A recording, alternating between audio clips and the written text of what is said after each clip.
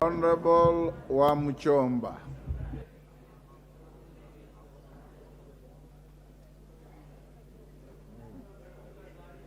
Give to Muchomba the mic.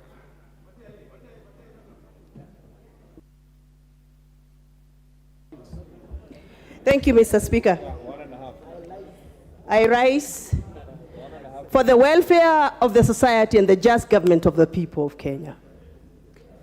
I rise to oppose. For the welfare of the people of Kenya, that qualifies them to eat well, eat a meal or 3 meals a day. That is the way to make the welfare of our people better. And for the welfare of the society and the just government of the people, it is our business as a the representative of this house to make sure that our people live happily, improve their welfare, and make them feel they are sovereign according to the Constitution of Kenya. Mr. Speaker, I am elected in Githunguri constituency. My people cannot afford a meal a day. The cost of living is too high. The cost of unga is too high for them to have better welfare. Mr. Speaker, I have gone to my people in Githunguri constituency and they have told me very loudly that the government of Kenya, through the Finance Bill Proposal 2023, it is punitive, it is oppressive, and it is scandalous. We started off with issue of housing. We came up with contribution. We moved from contribution. We made it a levy. We have moved from the levy. Now we are calling it a task. Is that not scandalous?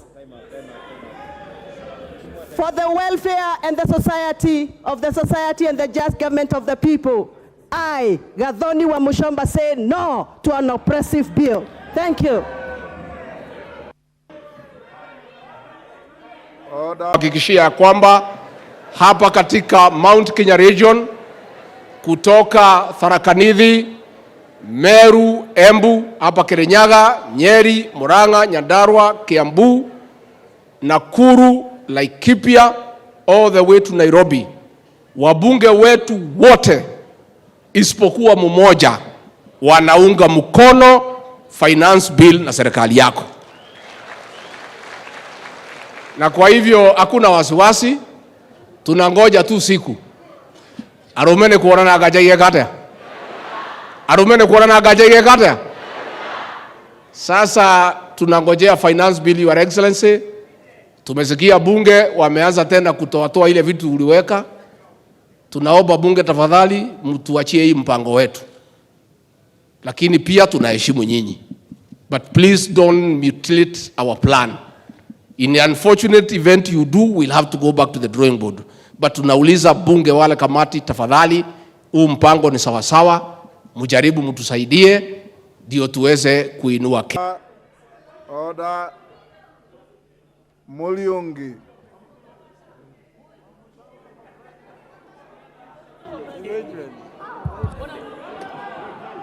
Thank you, Mr. Speaker.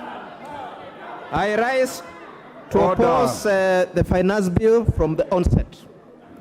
Mr. Speaker, the finance bill goes against the wills and expectations of poor Kenyans, and I agree with my predecessor who has just spoken that this bill is insensitive to Kenyans because it proposes to overtax the already burdened Kenyans. Mr. Speaker, Kenyans expected a bottom-up economic model which would put money into the pockets of people, the hustlers, and reduce the cost of living, among others. Mr. Speaker, instead of these expectations, Kenyans are experiencing increased cost of living. Order, Muliongi. Honorable Kagombe. Can I hear your point of order? Mr. Speaker, I rise on on standing order number 80. It is against the tradition of this House and the rules of this House to read a speech, not unless it has been expressly granted by the Speaker. The honorable member on the floor is reading from a material that he has word for word. Is it acceptable? This is a house of debate, and Mr. Speaker, we are supposed to come here and debate. You cannot bring materials and import materials from other places and bring them here to Speaker to debate. And you're a ranking member, Mr. Speaker. Please, rule him out of order. Order, honorable members. Honorable Mulyungi, you have been here long enough. You heard me caution Honorable Zamzam for reading a speech. Debate time is debate time. You can use notes as aid memoir, but you cannot read a speech in a debate. If you are reading a speech, desist, I had not noticed. Go on. Mr. Speaker, I went to school. And I'm not an idiot. I'm looking at this report, and I have to refer to it. So when my eyes look down, that member should not say I'm reading a speech. And I'll continue to look down. Mr. Speaker, he is not my equivalent. Yeah? I'm the one who designed this chamber. Mr. Speaker. Order. Mr. Speaker. Order. Honorable Mulyungi. Honorable Mulyungi, I don't think Honorable Kagombe, sit down. I don't think Honorable Kagombe was malicious in that point of order. He perceived you to be reading, and I just told you, if you are reading, it is wrong. If you are not reading, you ignore it and carry on. You don't have to get agitated. These are your colleagues.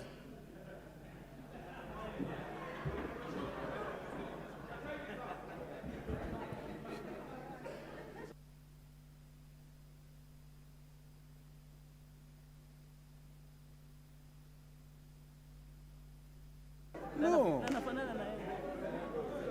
Kuja tumia hii.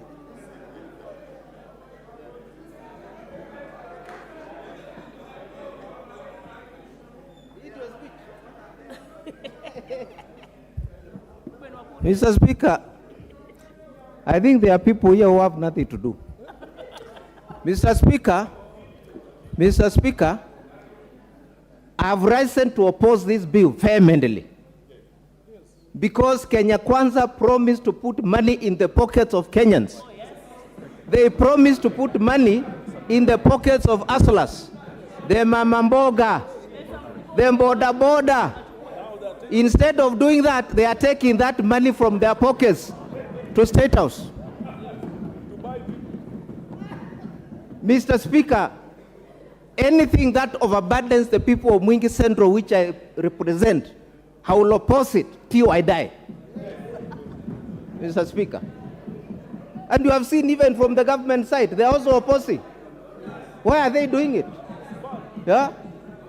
So, Mr. Speaker, Kenya Kwanza, instead of overtaxing Kenyans, they should look at better ways.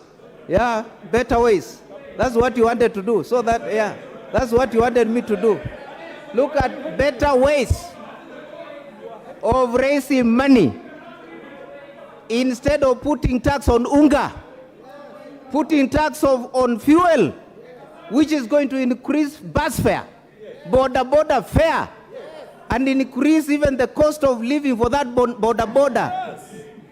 And the mama mboga, who Kenya Kwanza promised to put money in their pockets, and now they are taking that money away from them. Therefore, Mr. Speaker, I vehemently oppose the finance bill. Thank you. Kangoko Bowen.